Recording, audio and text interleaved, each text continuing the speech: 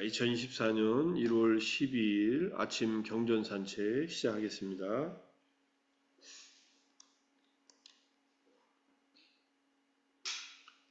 이제 법구경 235번째 개송 18장, 이제 오늘부터 18장 시작합니다. 더러운 품.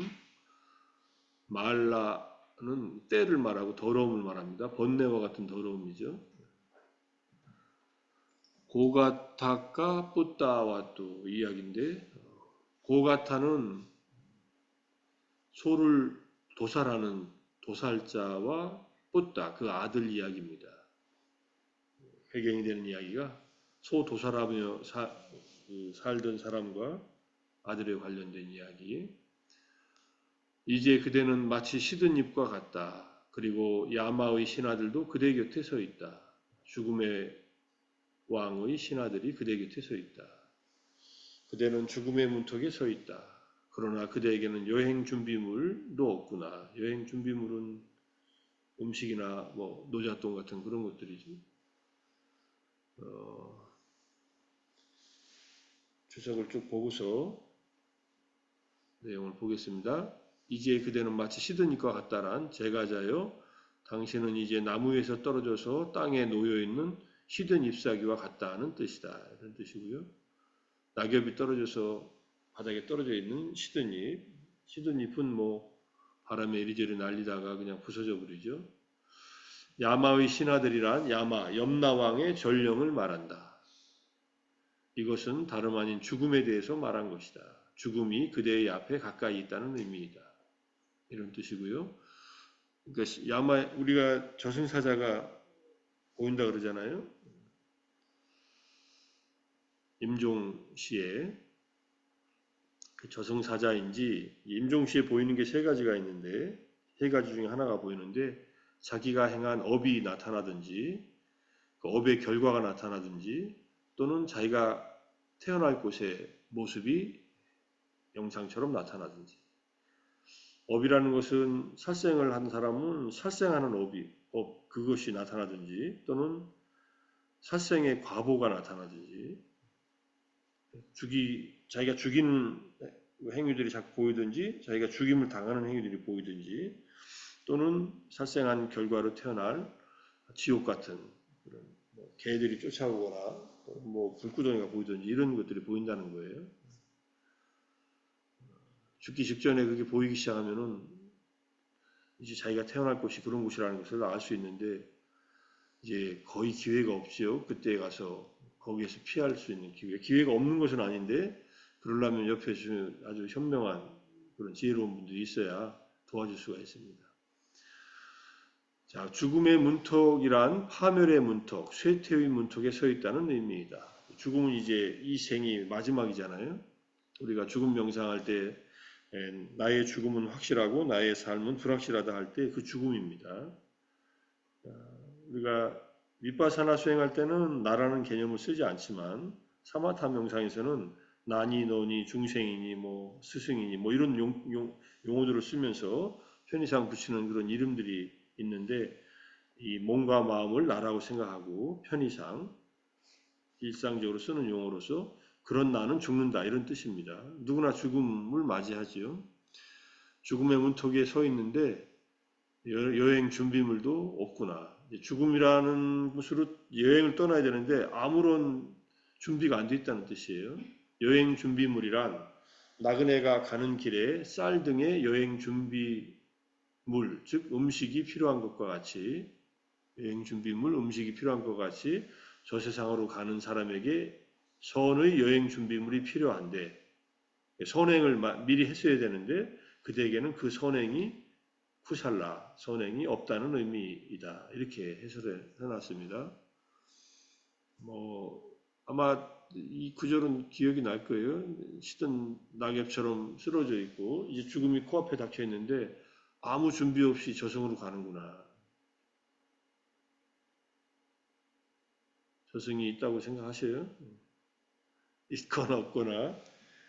부처님은 믿지 않는 사람한테는 뭐 그렇게 크게 얘기하진 않으셨어요. 근데 나중에 결국은 믿음이 생기고, 삶이라는 것은 과거 생이 있었고 현생이 있고 다음 생으로 연결되는구나 하는 것을 이제 받아들일 준비가 된 사람한테는 얘기를 해줍니다.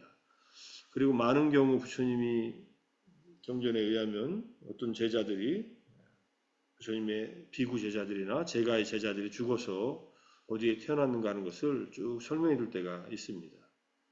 천안통에 의해서 그게 보이시니까 그 사실이 부처님이 그냥 비유를 통해서 얘기하신 것은 아니라고 생각할 수 있다면은 죽음 다음에 펼쳐지는 세계는 얼마든지 있다. 얼마든지 있는 게 아니라 그게 사실이다. 이렇게 이해할 수 있죠.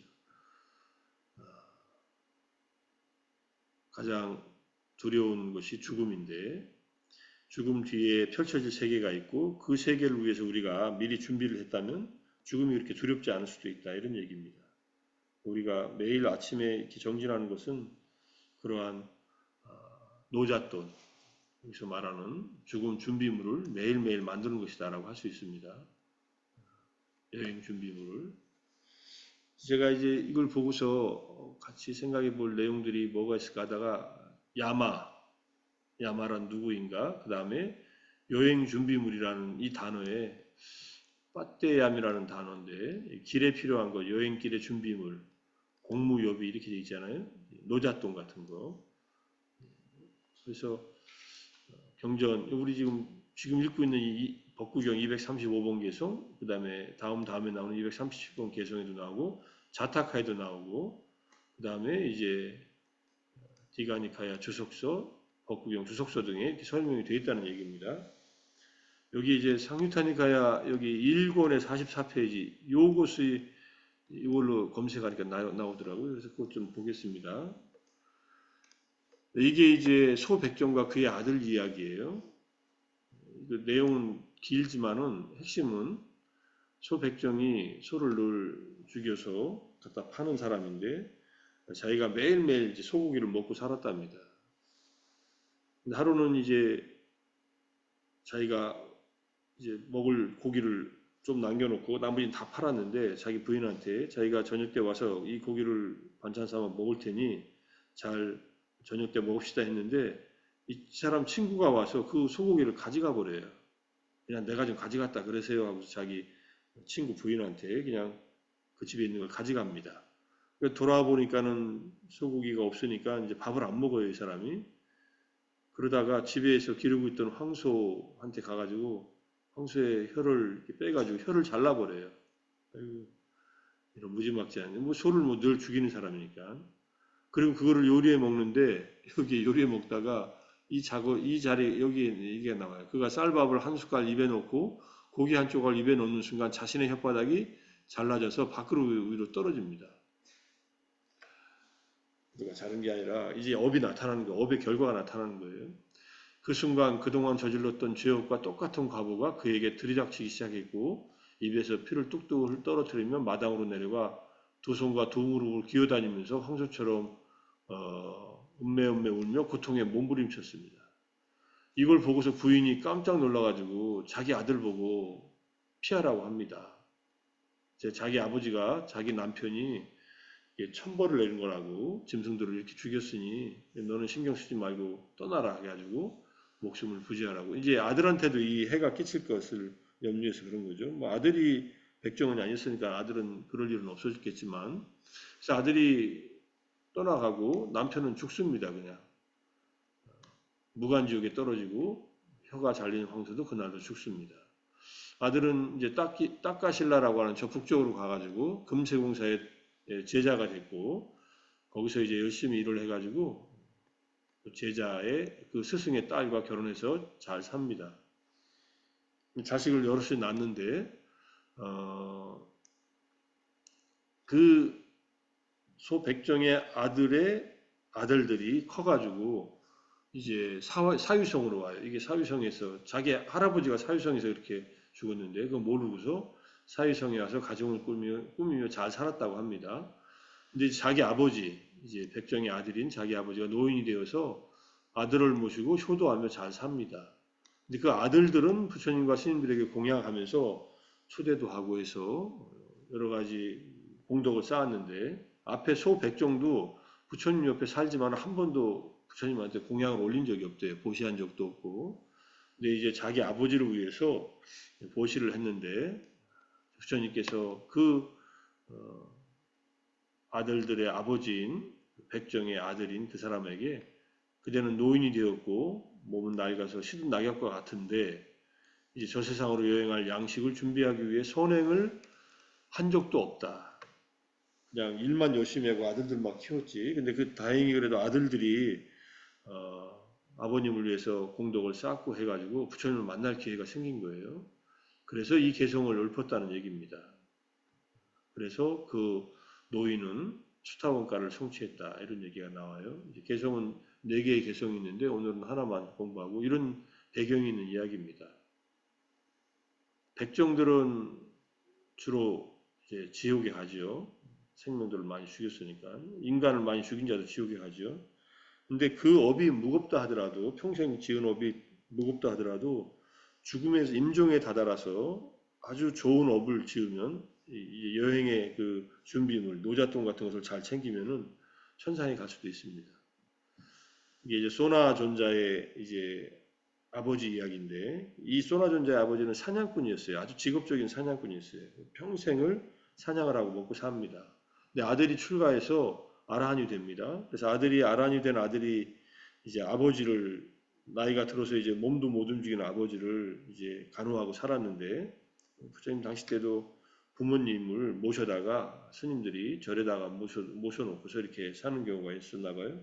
아버지가 이제 막 개들이 쫓아와서 자기를 막 물어뜯는 이제 환상을 봅니다. 그러니까 아란이 된 아들이 아버지가 이게 지옥에 떨어질 그러한 상들이 보이는구나 해가지고 아버지를 머리를 깎여서 출가를 시키고 그 다음에 아버지에게 얘기를 합니다. 아버님, 제가 아버님을 위해서 부처님과 탑전에 향과 꽃을 올릴 테니까 마음으로 같이 올리세요 하고서 침대를 이제 못 움직이니까 침대를 들어서 부처님 탑전에 가가지고 이렇게 공양을 올립니다.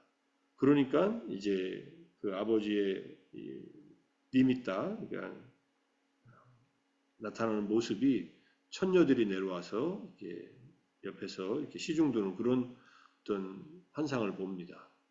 그래서 아버지가 이제 지옥에 갈 수 있는 그러한 업은 당장에 면했구나, 천상에 갈 수 있구나 해가지고 그 아들이 아버지에게 그렇게 죽음에 바로 임종에 다다라서 이렇게 선업을 쌓게 해서 마지막 순간에 노잣돈을 챙겨준 거죠.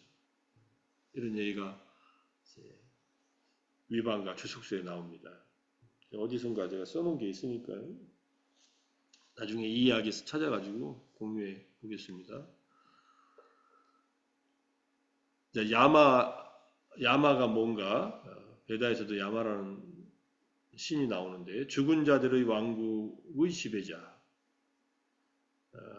죽음 또는 조상들을 의미하기도 한다.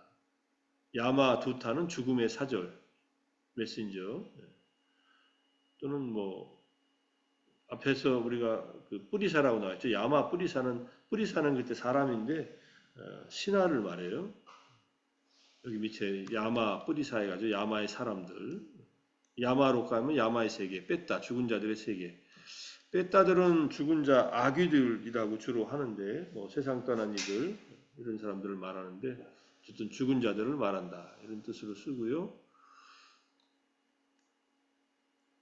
이제 빨리 고유명사 사전에 보면은 야마의 곁에 있다는 것은 죽음이 곁에 있다는 이런 뜻으로 쓴다는 말. 이게 이제 우리가 지금 본 그 법구경 주석서에 나오는 얘기고요. 죽음의 신, 존재가 죽으면 그 앞에 인도되어 그들의 행위에 따라 심판을 받는다. 그런데 탄생, 태어나고 늙고 병들고 범죄에 대한 형벌을 받고 죽음을 멀리하고 선을 행하라는 경고로 사람들에게 보내진 그의 사자로 또 간주된다. 야마는 자신 앞에 데려온 존재들에게 이 메신저는 늙고 병들어 죽는 사람이에요. 그 사자는 요 늙고 병들어 죽은 사람. 이 메신저들, 이 사자들을 보고 그들로부터 이익을 얻었는지 여부에 대한 질문을 한다는 말. 대답이 부정적이면 지옥주기들이 그들을 지옥으로 데려간다. 이게 무슨 말이냐면요. 이게 이제 마찌마니카야 130번에 이제 대화 두타경, 저승사자경이라는 경 또는 신의 전령경이라는 경전이 있습니다. 그와 똑같은 경전이 양구타라니카에 나와요. 쭉 경전이 여기 있고 마지막에 마찌마니카에도 써놨으니까 자세한 얘기는 이제 경전을 읽어보시고 우리들 가운데서 노인이나 병자나 죽은 자라는 신성한 메신저, 신의 사자를 우리가 인지하지 못할 때, 즉 늙음과 병든과 죽음이라는 숨겨진 경고 신호를 놓쳐버릴 때 우리는 게을러지고 무모하게 행동하여 끔찍한 결과를 만들 수 있는 좋지 않은 업을 지을 수 있다. 이제 조승에 가면은 그대들은 노인을 보지 못했는가? 나의 사자, 병자를 보지 못했나? 죽은 자를 보지 못했나? 이렇게 질문하고 봤는데 내일이라고 생각 안 했습니다. 해가지고 게으르게 살았다고 해가지고 그들을 이제 지옥에 이제 가게 한다는 그런 뜻입니다. 엄나대왕이 사람을 심판한다는 말이 이제 우리가 명부전에 가면은 업경대 같은 게 있어서 지옥에 뭐 10명의 왕들이 하나하나 이렇게 판단을 한다는 얘기가 나오는데 아마 이런 얘기들이 그렇게 이제 전달돼서 그런 얘기들이 나왔다고 볼 수 있습니다. 자, 그래서 저승사자경이라는 경전이 있다. 우리도 늙어 병들어 죽지만은 우리 주변에 그런 사람들 보지 않습니까? 그럴 때마다 나도 늙고 병들고 죽는 것을 면치 못하니 열심히 선업을 쌓아야겠다. 열심히 공덕을 쌓아서 잘 살아야겠다. 이런 생각을 하라는 얘기입니다. 그것의 신호라는 얘기예요. 부처님이 노인과 병자와 그 다음에 죽은 자를 만나고 이제 젊음과 그 다음에 건강과 살아있음의 도취의 마음을 버리고 출가자를 만난 다음에 나도 출가해서 불사의 길을 찾아야겠다라고 마음을 먹은 그 사문유관의 이야기가 있듯이 그 신호를 발견해서 나 자신의 삶을 잘 살려고 하면은 다행이고 그렇지 않으면은 이제 게을르게 살다가 죽어서 또는 죽을 때 후회하고 죽고 나서도 그동안 지어놓은 선업이 없기 때문에 고통스럽게 다음 생이 연결된다 이런 얘기입니다. 자, 쭉 그런 얘기예요. 마지막에 저승사자경 거의 같은 내용이에요. 마찌마니카야 안구따라니까야. 그래서 경전은 제가 밴드에다 올려놓을 테니까 한번 읽어보십시오. 그 다음에 재밌는 얘기가 있어요. 이제 그 여행 준비물이라고 할 때 맨다카 이게 율장 대품의 이야기예요. 이제 맨다카라고 하는 이 사람에 대한 이제 빨리 고유명사 사자는 얘기인데 부처님이 바티아를 떠나 앙구따라바에 갔을 때 맨다카라는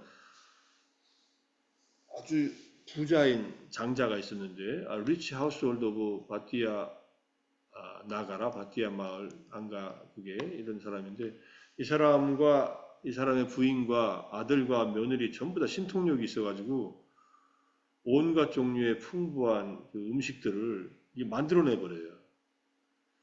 예수님이 행한 기적 같은 것을 이 사람들은 가족 전체가 행하고 살아요. 그래서 스님들과 부처님들에게 풍성한 이 공양물을 올립니다. 그런데 스님들이 여행에 필요한 버터기름과 그 다음에 버터들 아주 고급 음식을 제공하니까 비구들은 받기를 꺼렸지만 부처님께서 맨다카의 요청에 따라 그렇게 하도록 허락합니다. 그 내용이 이제 나오는 내용이에요. 1장에 보면은 길들이 황량하고 물이 없고 음식이 없고 여행을 위한 양식이 없어 스님들이 가기가 어렵습니다. 세종께서는 수행승들에게 여행을 위한 양식을 허용하여 주시면 감사하겠습니다. 요청하니까 부처님께서 여기에 이제 쌀과 강낭콩과 그 다음 소금 등을 또 사탕 같은 것, 기름 같은 것, 버터 기름이 필요한 자는 이것을 구하는 것을 허용한다고 합니다. 이것들을 가지고서 여행을 떠나라는 거예요. 본래 탁발하면서 가야 되는데 중간에 탁발할 곳이 없으면은 스님들이 굶잖아요. 그러니까 그것을 대비해서 이것을 허용한다는 그런 얘기입니다. 이런 음식들을 허용하는데 금은은 받을 수 없다라고 얘기를 합니다. 어떤 상황에서든지. 그런데 여기에 밤마다에다 스님 얘기가 나와요. 밤마다에다 스님께 전재선 선생님이 상의를 했나 봐요. 맨다카 허용이라고 불러서 시주자가 까삐아 까라까를 지정하고, 까삐아는 이제 시자 같은 제가자예요. 그에게 허용되는 돈이나 금은 등의 물건을 수행승이 필요한 것이 있을 때 허용된 것이라면 마련해 주도록 하는 그것을 허락했다는 얘기예요. 그러니까 스님은 돈을 못 갖는데 옆에 이제 제가자가 돈을 가지고 스님의 필요한 것들을 이렇게 조달해 주는 거예요. 교통 티켓을 산다든지. 그래서 이걸 까삐아라고 합니다. 테라바다 스님들은 돈을 안 갖고 있는데 큰 스님들은 이런 까삐아들을 데리고 이제 우리나라 오실 때도 같이 오고 여행을 같이 합니다. 카피아들은 남성들이 일단은 다니고요. 까삐아 까삐아 해가지고 뭐라고 하니까 이게 허용된 사람이에요. 율장에서 허용된 사람. 그런 얘기고요. 그게 제품에 나온다는 얘기고. 그 다음 여행 준비물에 대해서 하나 보고서 마무리하겠습니다. 천신이 부처님께 묻습니다. 무엇이 여행의 준비물입니까? 등등 물으니까 믿음이 여행의 준비물이다 이렇게 얘기해요. 이 말, 그리고 여기에 다른 설명이 없어요. 그리고 우리가 여행을 떠나려면 여행의 목적지에 도달할 수 있다는 믿음이 있어야 되잖아요. 우리가 여기 와서 명상하려면 또 아침마다 100일 명상에 참여하는 여러 스님들과 선생님들도 이게 뭔가 우리가 지금 여행을 하고 있다면은 뭔가 믿음이 있어야 됩니다. 이게 나에게 도움이 된다. 믿음이 없다면 아예 여행을 떠나지 않겠죠. 그래서 여행의 준비물이 믿음이다라는 말은 의미가 깊고, 그래서 좀 더 생각해 보니까 아침에 자고 일어나서 떠오른 생각인데, 여행의 준비물에 대한, 믿음에 대한 얘기예요. 난다 존다는 부처님의 이복동생인 난다인데, 믿음으로 집을 나와 출가한 그대와 같은 선남자에게서 출가했을 때 믿음으로 집을 나와서 출가했다 이런 뜻이에요. 부처님에 대한 믿음, 수행에 대한 믿음, 또 자기의 수행의 결실에 대한 믿음. 그래서 믿음으로 집을 나와 출가했다 해서 출가하는 것도 하나의 중요한 여행 아닙니까? 출가 생활하는 것이. 그럴 때 믿음으로 집을 나왔다. 그러니까 믿음을 여행의 준비물로 먼저 챙긴다 이런 뜻이죠. 그 다음에 그렇게 해서 믿음과 부끄러워함과 두려워함과 많이 배움과 정진과 마음 챙김과 지혜, 이 7가지 정법이 수행자들에게 있어서 여행 준비물이다. 이것을 닦을 때에 우리는 믿음을 시작으로 해서 마지막 지혜에 이르기까지 이것을 갖출 때 결국은 번뇌가 다하고 죽음도 없는 아라한의 경지에 이른다. 이런 뜻으로 믿음이 첫 번째 여행 준비물이다. 이렇게 알 수 있습니다. 진짜 여행을 떠나는 사람들한테는 식량 같은 거, 노잣돈 같은 거지만은 우리가 이 윤회의 이 여행 속에서 가장 필요한 여행 준비물, 노잣돈은 믿음으로 시작해서 7가지 바른 법, 정법이다. 이렇게 이해하셔서 믿음을 바탕으로 부처님의 깨달음에 대한 믿음, 이 수행에 대한 믿음, 내가 지키는 계가 깨달음의 조건이 된다는 믿음, 이 수행을 이 생에서 또 다음 생으로 열심히 해가지고 궁극의 경지인 아라한이 될 수 있다는 그 믿음을 가지고 부끄러워함과 두려워함을 갖추고 많이 배우고 공부하고 열심히 정진해서 마음 챙김을 확립하고 통찰지를 가지게 되면 우리가 그 목적지에 도달할 수 있다는 그러한 믿음을 갖고 수행하면 어떨까 해서 이 내용을 같이 읽어봤습니다. 믿음을 잘 가지시고 지혜와 믿음이 조화롭게 되도록 지혜도 잘 가꾸시고 오늘 아침도 정진하시고 독송하시고 같이 아침 경전산책 하시라고 애쓰셨습니다. 내일 또 뵙겠습니다. 수고들 하셨습니다. 사두 사두. 사두 사두. 감사합니다. 감사합니다. 사두, 사두, 사두. 고맙습니다.